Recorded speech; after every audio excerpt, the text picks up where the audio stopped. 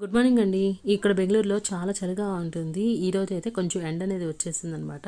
So బయటకు వచ్చి చూస్తే చాలా ప్రశాంతంగా ఉంది. అలాగే నేను 70% ఆఫర్స్ ఉన్నాయని చెప్పి ఫస్ట్ టైం మీషోలో ఒక డ్రెస్ అనేది ఆర్డర్ చేసుకున్నాను. అయితే ఇది చూడండి ఎలా వచ్చిందో. కలరు సైజు కరెక్ట్గానే ఇచ్చాడు. కాకపోతే నెక్ దగ్గర కొంచెం కర్వ్ ఉందనమాట. అంటే ఒకవైపు వీ షేప్, ఒకవైపు రౌండ్ షేప్ ఉంది. అలాగే క్లాత్ కూడా కొంచెం పలుచగా ఉందని చెప్పి రిటర్న్ పెట్టేశాను అనమాట. ఆ ప్రైస్కి ఆ డ్రెస్ అనేది వర్త్ అనిపించలేదు. అలాగే ఇక ఆఫ్లైన్లోనే కొనుక్కుందాంలే అని చెప్పేసి వదిలేశాను. ఇప్పుడైతే నేను చపాతీ పిండి కలుపుతున్నాను అనమాట. ఇలా గిన్నెలో కలుపుకుంటే పిండి అనేది కింద పడకుండా ఉంటుంది. అలాగే త్వరగా కలిసిపోతుంది.